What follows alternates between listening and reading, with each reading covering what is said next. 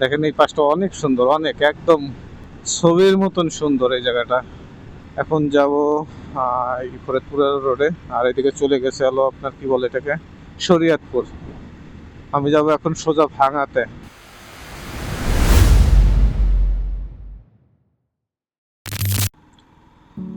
অনেকদিন পরে চলে আসলাম সেই পরিচিত সেই পদ্মা সেতুর টোল প্লাজার সামনে। আর আজকের ওয়েদারটা মোটামুটি ভালো। ঢাকার থেকে বেরোয় ঢাকার ভিতরে মোটামুটি ভালোই বৃষ্টি হচ্ছিল, কিছু সময় পর পরে বৃষ্টি।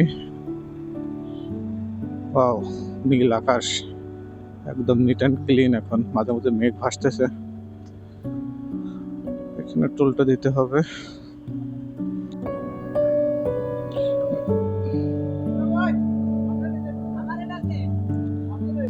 টোল টোল দেওয়া শেষ, বেরিয়ে পড়লাম। এখন যেতে হবে মাগুরাতে।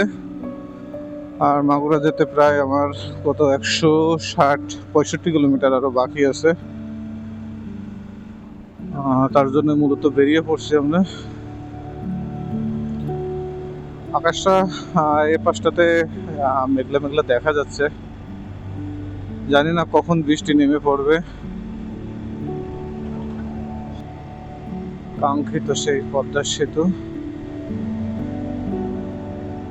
বাতাস, প্রচুর পরিমাণ বাতাস এদিকে। পদ্মা নদীতে জল বাড়ছে, যে চরগুলো ছিল অনেকটাই ডুবে গেছে, আর একটুখানি দেখা যাচ্ছে। এই পাশটাতে যে চরগুলো ছিল সেই চরগুলো দেখেন কি একদম একটুখানি আছে আর দেখা যাচ্ছে।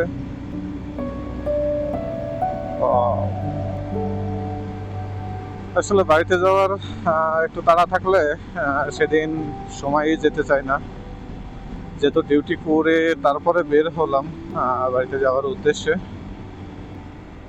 আসলে প্রায় 2 মাস পরে এদিকে এই রোডটাতে আসছি, আর পদ্মার সেতুর উপর দিয়ে এখন যাচ্ছি। চমৎকার একটা দৃশ্য, এই টাইমটাতে না হলে হয়তো বা বুঝতেই পারতাম না। বেশিরভাগ সময় যাওয়া হয় ভোরবেলার দিকে, তখন এই সূর্য ওঠে হয়তো বা এই সেতুর উপরে আসলে সূর্যটা ওঠে, তখন একটু লালচে একটা আবহাওয়া থাকে সকালের। আর মাঝে মাঝে কুয়াশা থাকে।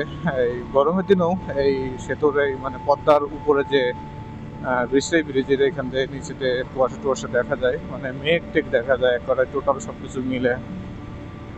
আর যেহেতু আজ দুপুর ঠিক না, দুপুরের পরে এখন 5টা বাজে, বিকাল 5টা।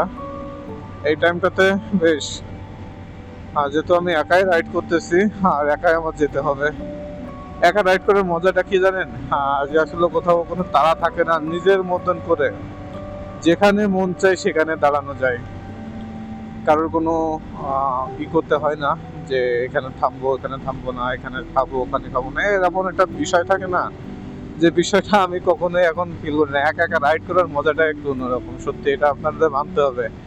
আর বাড়িতে যাওয়ার সময় মানে আমি একটা ট্যুরে যাওয়ার মতন আমি ফিল করি সত্যি। আমি এই টাইমটাতে যখন বাড়িতে যাই তখন মনে হয় যে আমি লং একটা ট্যুর দিতেছি, যেহেতু প্রায় 170-75 এমন হবে। এই জন্য আর কি রিল্যাক্সে। আর তাছাড়া এই রোডটাতে আসলে এত জোরে চালায় আসলে কোনো কি লাভ আছে বলেন? হয়তো চালাইলে আরো আমি কত প্রায় 65-67-তে চালাচ্ছি, হয়তো চালালে 90-তে আমি চালাইতে পারবো, কিন্তু আমার কারণটা কি? আমি তো কারণ ছাড়া তো আমার চালায় কোনো লাভ নাই। আর যেহেতু আমি রিল্যাক্স আমি ফিল নিতে নিতে যাব, সেই ক্ষেত্রে তো তাড়াহুড়োর কোনো প্রশ্নই আসে না। তাছাড়া দেখেন নদীতে কি পরিমাণ জল বাড়ছে। অন্য টাইমটাতে দেখা যায় যে এই মাছ দিয়ে চর থাকে, কিন্তু আজকে কোনো চরটা একদম সেই ঘাসগুলো একটুখানি মাথা জায়গায় দিয়ে দাঁড়ায় আছে। আর বাসগুলো এই রোডে চলে না, একদম মোড়া ধরা। চলুক, সাবধানে গেলেই হলো। সবাই যার যার জায়গা থেকে একটু সাবধানে গেলেই সবার জন্যই ভালো।